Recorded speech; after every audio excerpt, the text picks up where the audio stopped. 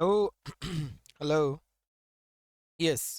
सो बच्चों, आज हम लोग क्या है ना कि वो कल क्लास लिए थे बट कल वो उस टेम्पो से नहीं हो पाया था। आज उस टेम्पो से पढ़ते हैं फटाक से। क्वेश्चन सोल्यूशन सब रेडी है, बस समझना है और समाप्त हो जाएगा कहानी।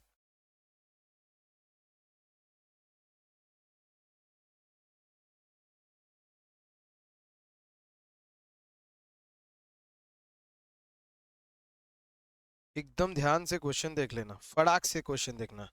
क्वेश्चन बोल रहा है डेबिट बैलेंस। डेबिट बैलेंस तुमको दिख रहा है लैंड एंड बिल्डिंग का 80,000, plant and machinery, furniture, trade पे डेटर्स। उसके बाद क्या बोल रहा है, सैलरीज, इन्वेस्टमेंट 40% करंट है और नॉन करंट फिर कितना हो जाएगा। 40% अगर करंट है 40,000 का, 40% अगर बोल रहा है करंट है, इसका मतलब वो जो 16,000 करंट है।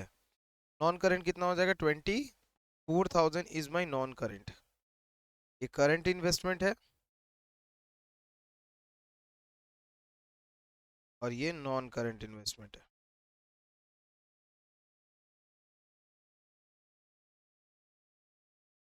समझ में आया? ठीक है। Patents, repairs, maintenance. अच्छा, लैंड एंड बिल्डिंग को कहाँ दिखाएंगे, बैलेंस शीट। कलर चेंज करते हैं, वेट। फटाफट फटाफट हम लोग कर लेंगे ना।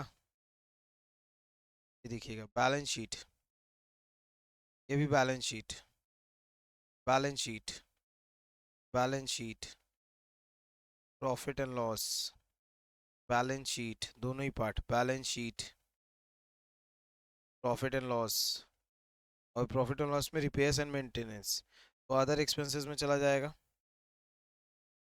इंटरेस्ट ऑन डिवेंचर पीएल में, फाइनेंस कॉस्ट है। Vehicles, balance sheet. Sundry expenses, other expenses है, पीएल में चला जाएगा, अदर एक्सपेंसेस बोल के। परचेजेस पीएल में जाएगा। डिविडेंड पेड पीएल में जाएगा।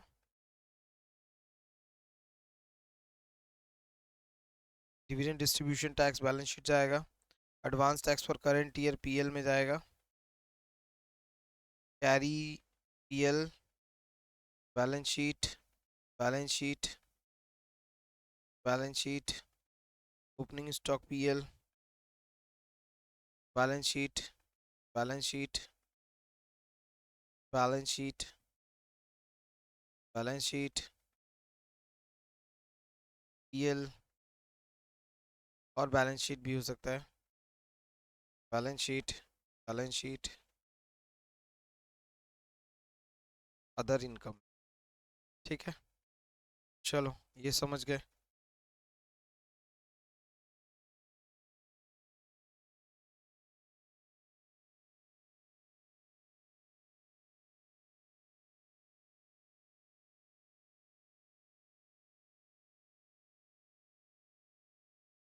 दिख रहा है? दिख रहा है question?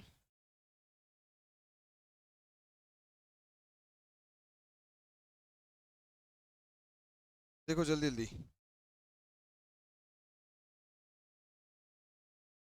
Stock at the end of the year, closing stock दिया, डेप्रिसिएशन जो है वो दिया हुआ है 1/10 पीएल का, राइट ऑफ करना है। फाइनल असेसमेंट 23-24 का has been completed and income tax authority has made a gross demand of 9,600।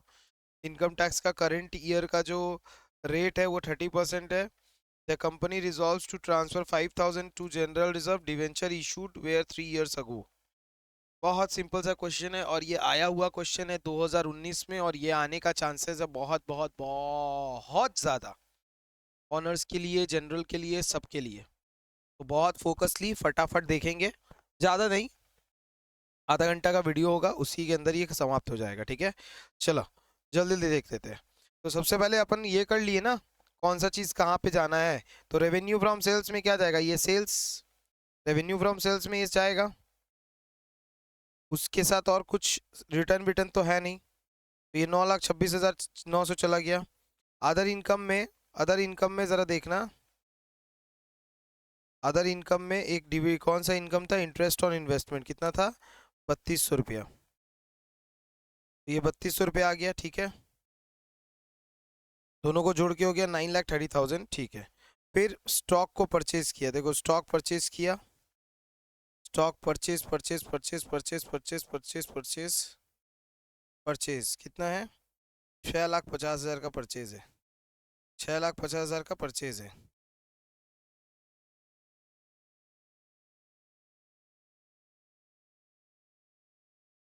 6,50,000 का परचेज है, ठीक है। अब उसमें अपन क्या कल सीखे थे ना, कॉस्ट ऑफ गुड्स सोल्ड, ऐसा कुछ सीखे थे ना, कॉस्ट ऑफ मटेरियल कंज्यूम्ड या कॉस्ट ऑफ गुड्स सोल्ड।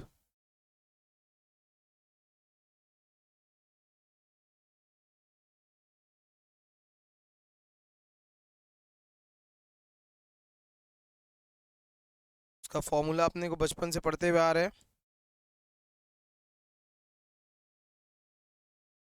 बचपन से फॉर्मूला क्या पढ़ते हुए आ रहे हैं, opening stock plus purchase plus direct expenses minus closing stock. तो ओपनिंग स्टॉक अपन को दिया हुआ इसमें 56,600, 65,000, कैरेज इनवर्ट कहीं दिया हुआ था,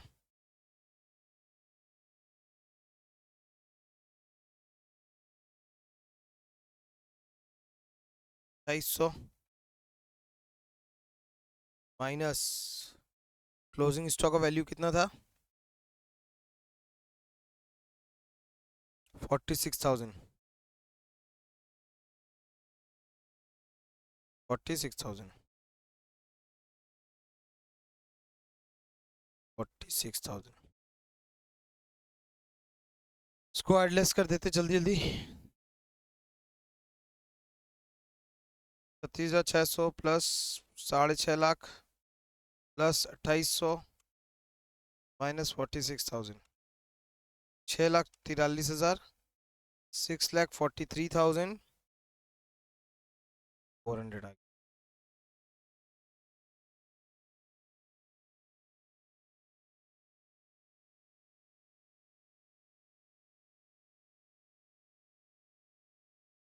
ये जो दोनों दिया हुआ है ये अलग अलग से दिया हुआ है, अगर हम इसको एडजस्ट करें 6,52,800 माइनस 9,400, तो भी ये 6,43,400 ही आएगा। हम डायरेक्ट निकाल दिए, वो दो अलग अलग पार्ट में निकाल के दिखाया है, ठीक है। तो ये वाला पार्ट जो है वो एक ही पार्ट है, वो अलग अलग नहीं है, ठीक है। तुम चाहो तो अलग अलग दिखा सकते हो, कोई प्रॉब्लम नहीं है, आंसर एक ही आएगा। सॉरी। फिर उसके बाद इम्प्लॉय बेनिफिट, तो ये 1,80,000 रुपया और कुछ भी नहीं है, 1,80,000 रुपया। फाइनेंस कॉस्ट डिवेंचर डिवेंचर का हम वो बोले थे, debenture debenture debenture debenture debenture debenture debenture debenture debenture debenture debenture debenture debenture, ये देखो डिवेंचर का कितना है, 2,400 रुपया। यह है 4,800 रुपया, क्यों आया वो भी देखो, यहाँ पे क्या बोला है, 3 years अगो में इशू किया था।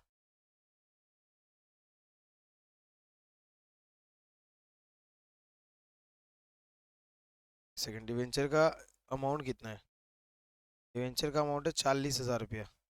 पहले 40,000 का 12% निकालते हैं, 40,000 का 12% कितना है, 4,800। 40,000 का 12%, 4,800। उसमें से वो 2,400 पे कर चुका है, यहाँ ट्रायल बैलेंस में दिया मतलब पे कर चुका है, तो 2,400 रुपया और पे करना है, इसका मतलब 2,400 रुपया पे किया और 2,400 रुपया आउटस्टैंडिंग है, तो वो मिल के कितना होता है 4,800। यहाँ तक समझ में आ गया। डेप्रिसिएशन चार्ज करना, अब डेप्रिसिएशन तो देखो यहाँ पे कितना कितना एसेट्स है, बिल्डिंग पे 5 है, मशीनरी पे 15 है, बिल्डिंग पे 5 है, बिल्डिंग पे 5 है, बिल्डिंग पे 5 है, 4,000 रुपया, 4,000 रुपया, और प्लांट एंड मशीनरी भी 80,000 रुपया है, प्लांट एंड मशीनरी भी 80,000 रुपये है, 10,000 रुपये आएगा।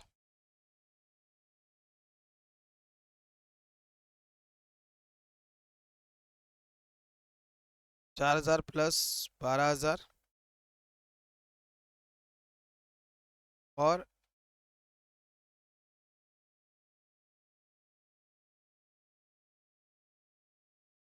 फर्नीचर पे 10%।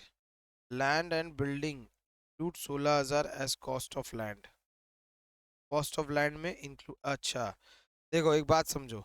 लैंड एंड बिल्डिंग में बोला, लैंड एंड बिल्डिंग जो है वो 80,000 रुपीज़ का वैल्यू है।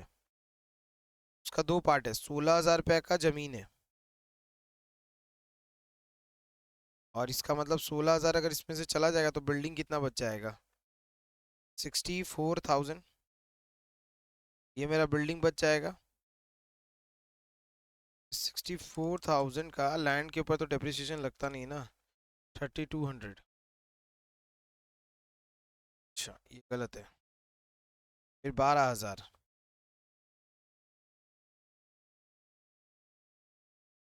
फर्नीचर 6,400 है।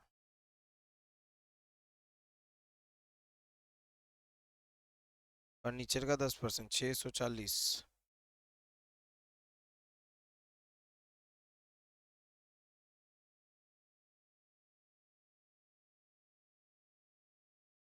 टोटल करके कितना आ रहा है?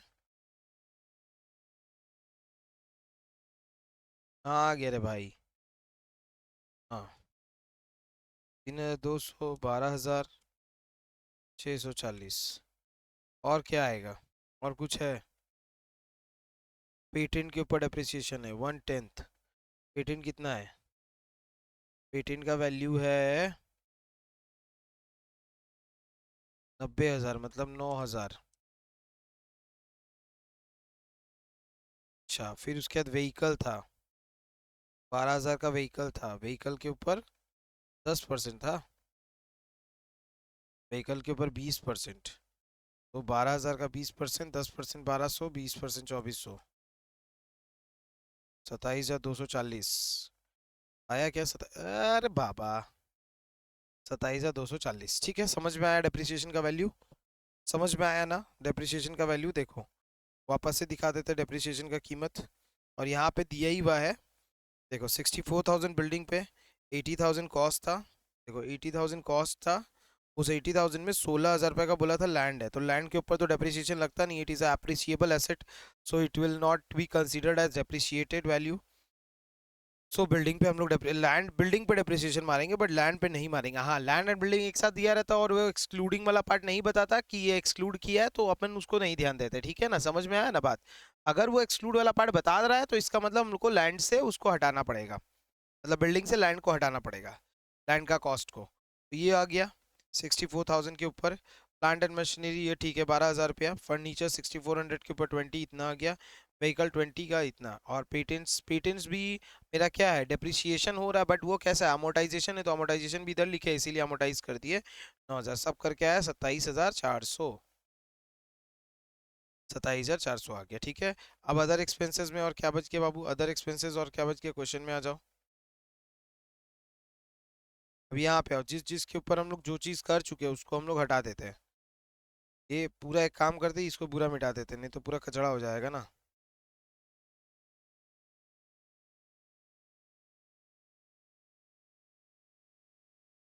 ये सब वीडियो पॉज करके लिख लेना।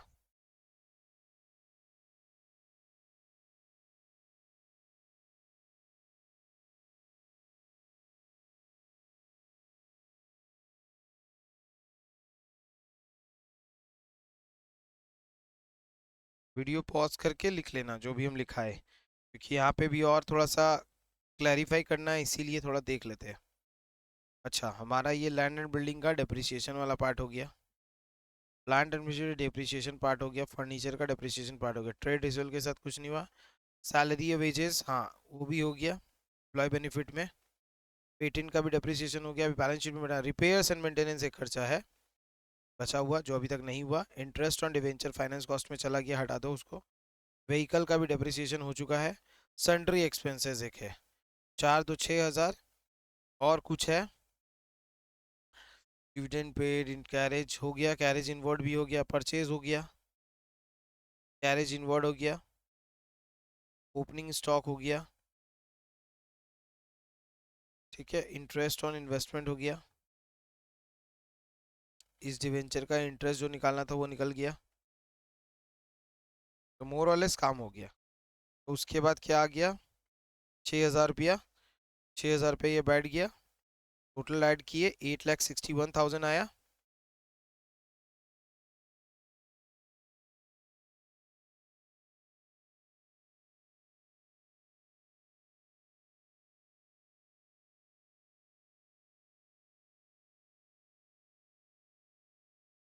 ठीक है, समझ में आ गया ना? अब देखो, ये सारा पॉइंट समझ में आ गया, ये 8,61,000 आ गया, तो इससे इसको माइनस किए तो 68,660 आ गया। करंट ईयर का प्रोविजन जो था क्वेश्चन में दिया हुआ है,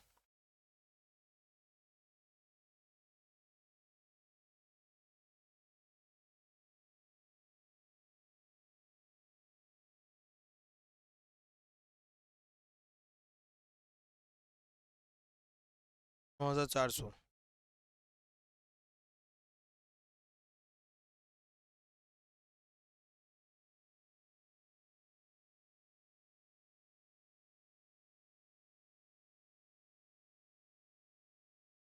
पहले जो कमाई हुआ 68,660, उसका 30% ले लेते, कितना हो रहा है, 20।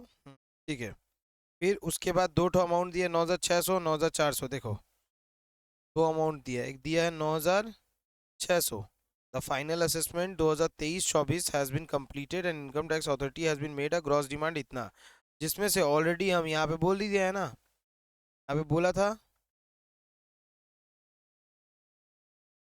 हाँ, ये प्रोविजन हम उन लोग ऑलरेडी बना के रखे हैं, मतलब 9,600 पे करना है, 9,400 का पहले से प्रोविजन रेडी है। इसका मतलब 200 रुपये का और प्रोविजन बनाना पड़ेगा। प्रोविजन बोले तो क्या बनाना पड़ेगा, प्रोविजन नहीं बनाना पड़ेगा, मतलब कि 200 रुपया 9,400 का बना के रखे थे, लेकिन डिमांड कर रहे 9,600 रुपया, तो 200 रुपया मेरे को एक्स्ट्रा देना पड़ेगा।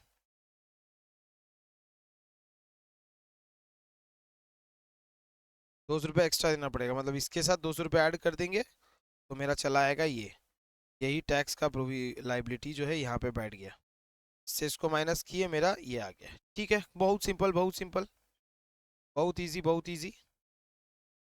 ठीक है, बैलेंस शीट में अब देखो, लाइबिलिटी में कितना कितना वैल्यू दिया हुआ है, 2,40,000 इक्विटी का दिया हुआ है, 40,000 प्रेफरेंस का दिया हुआ है, ठीक है, और उसके बाद डिवेंचर्स का दिया हुआ 40,000 रुपया। तो देखो यही सब बैठा दिया है यहाँ पे, और वो प्रॉफिट एंड लॉस अकाउंट होगा, ये सब चीज़ होगा।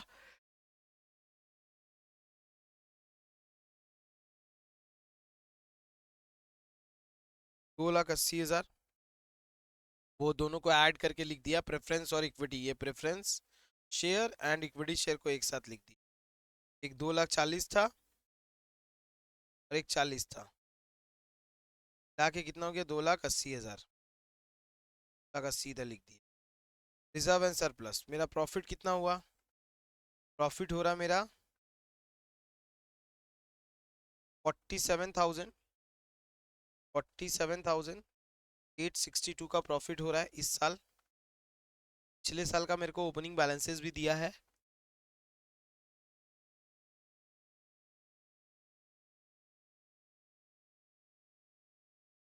छह हजार। रिजर्व कितना है,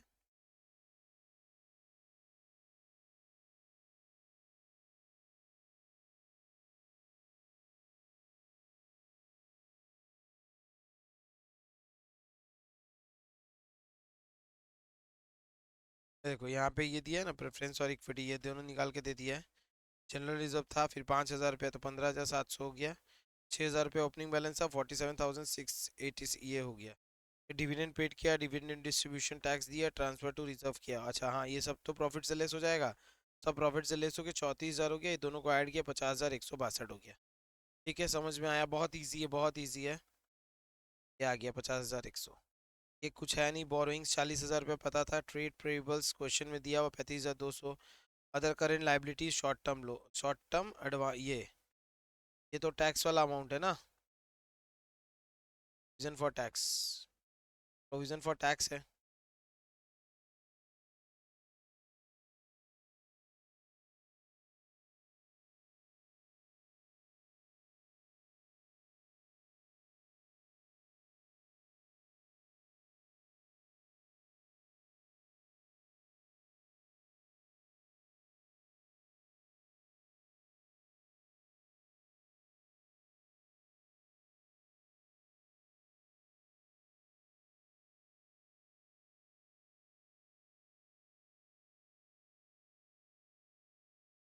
ठीक है, हो गया 35,200।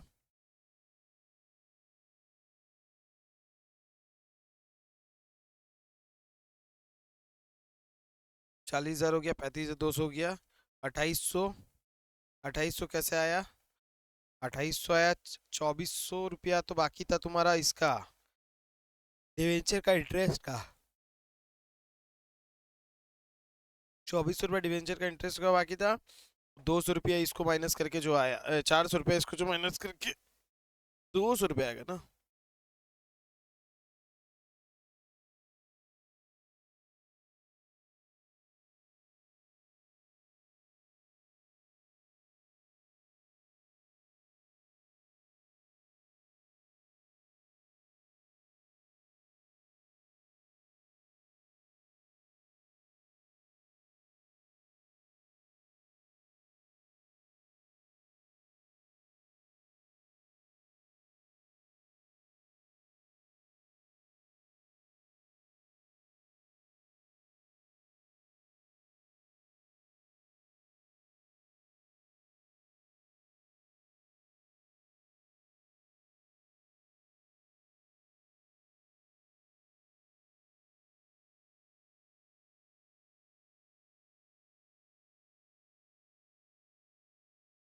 बड़ा ये 2600 का शायद, कैलकुलेट करते वेट। 1,80,000 प्लस 50,162।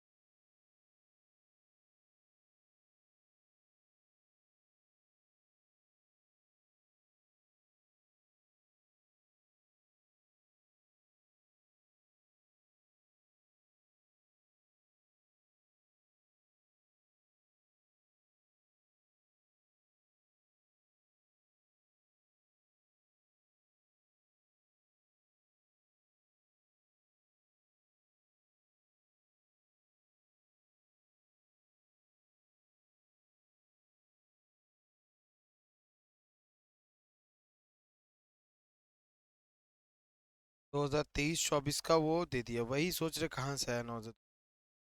ये 9,200 आ गया, समझ में आया। 9,200 आ गया, डिफरेंस 2400 प्लस 400 सब करके 2800, वहाँ 2800 लिख दिए। और ये करंट ईयर का प्रोविजन था जो हम करंट ईयर का प्रोविजन जो था वो हम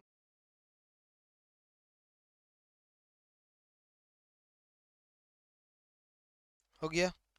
ये asset side liability side complete. Asset side तो बहुत सिंपल है, बहुत सिंपल है, बहुत सिंपल है। क्या है यहाँ पे? 1,60,000 रुपया प्लांट इंटेंजिबल असेट्स का वैल्यू दिया हुआ है। अब देखो वो सारा इंटेंजिबल असेट्स को एक साथ जोड़ जाड़ के कर दिया, देखो कैसे होगा।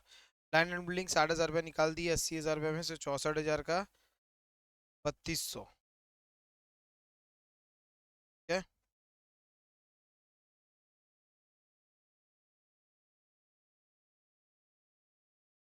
डिप्रिसिएशन का वैल्यू पता चल गया। तो 80,000 से 3200 माइनस किए आ गया 6,400। उससे 640 माइनस कर दिए, इतना आ गया। सब डिप्रिसिएशन माइनस कर करके वैल्यू निकाल दिए। टोटल वैल्यू जो है वो आ गया मेरा 1,60,160।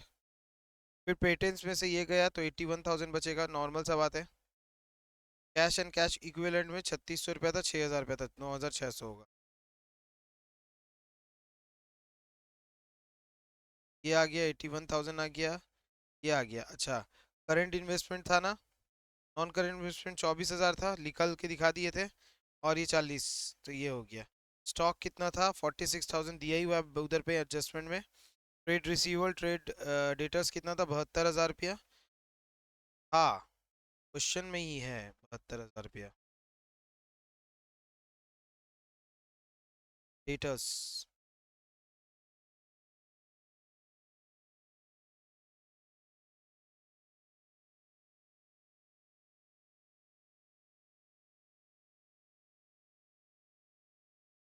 Cash and cash equivalent 9600।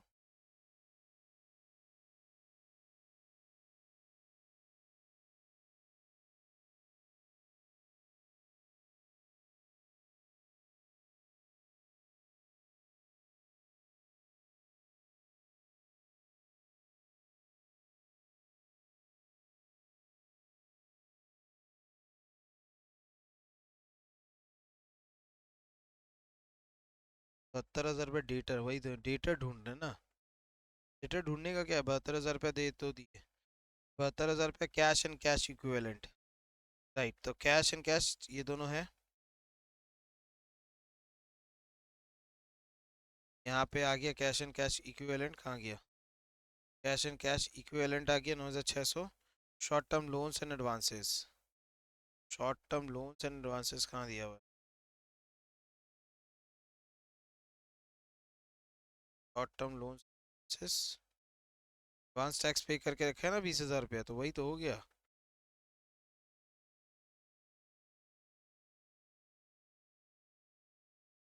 Tally कर। ठीक है, तो बस इस वाले वीडियो में इतना ही बताना था। अगर कोई डाउट होगा, ट्राई करते हैं इस वीडियो को बातचीत करके हम इसको अपलोड करवा देते यूट्यूब पे। और ट्राई करना कि ये वाला सवाल बहुत इंपॉर्टेंट मेरे को लग रहा है। मेरे मतलब गट फीलिंग जो होता है ना, वो गट फीलिंग मेरे को बता रहा है कि ये थोड़ा इंपॉर्टेंट क्वेश्चन है।